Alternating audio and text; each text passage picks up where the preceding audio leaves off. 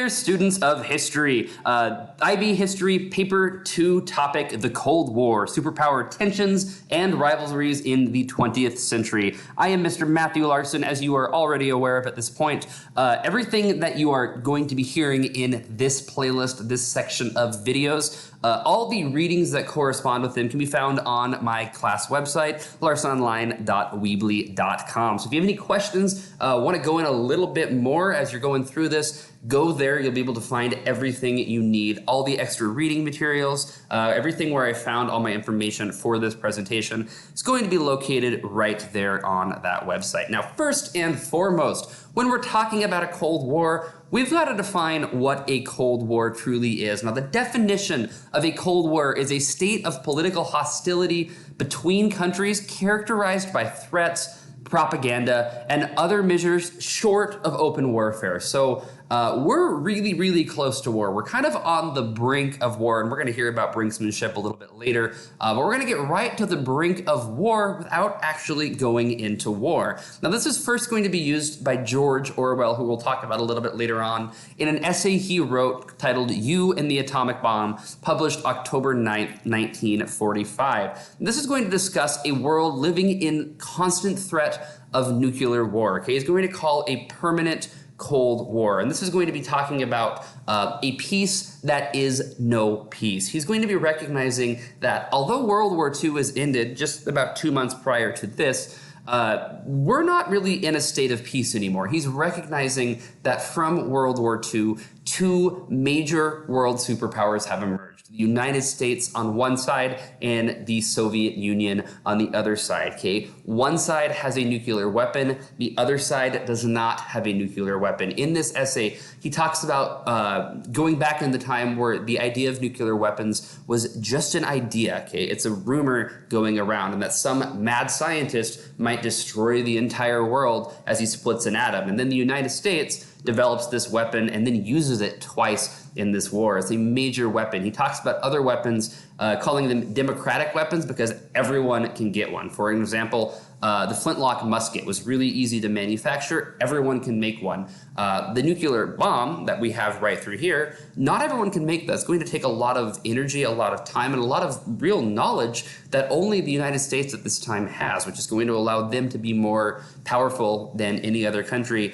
And Orwell recognizes that the USSR is not going to be okay with this. They're going to need their own version of a weapon coming up, and they're going to be ultimately creating this. So he's talking about this peace that is no peace, a permanent state of Cold War. And he is directly in this essay referring to the ideological confrontation between the Soviet Union and the West led primarily by the United States. Okay, so ideological confrontation, let's dive into those different ideologies. Now, to understand the ideology of the East and the Soviet Union, we need to understand the Communist Manifesto. Now, the Communist Manifesto is a book written in 1848, published by Karl Marx and Friedrich Engels. Now, these are two German thinkers who are going to be living in the United Kingdom during the Industrial Revolution, as we talked about already. The goal of the Communist Manifesto was simply to state the beliefs of communists. Now, there were a lot of different organizations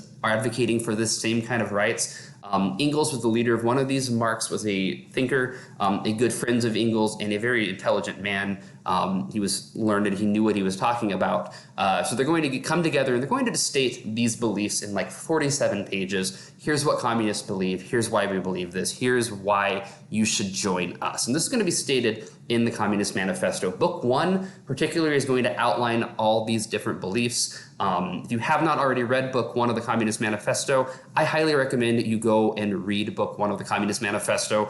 Once you understand that, the entire Cold War is going to make a lot more sense, particularly when we're talking about the beliefs of the Soviets. Now, in the Communist Manifesto, Marx and Engels write that they view all of human history as a struggle between the rich and the poor. No matter what has happened throughout human history, it's been a result of the rich exploiting the poor to some different degree. The bourgeois representing the proletariat, the rich exploiting the proletariat. Additionally, in the Communist Manifesto, religion is going to be believed to be a tool used for oppression. Therefore, if you are a communist, you need to be an atheist. And this is going to be a critical thing we're going to see take place throughout the Cold War, this kind of difference in religion. The United States particularly is going to emphasize the fact that the communists are atheist. Okay, so Marx believes that religion has been a tool used throughout history by the bourgeois, the rich, to exploit the proletariat or the poor. Therefore, he's going to call for a religious or a society that has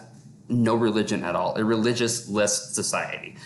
Going right through there. And this is crucial to understand if you really want to understand the Soviet positions. You need to understand the Communist Manifesto and what it talks about, particularly Book 1, if you want to understand the Soviet position, why the Soviets believe what they believe. If you want to know that, look in the Communist Manifesto.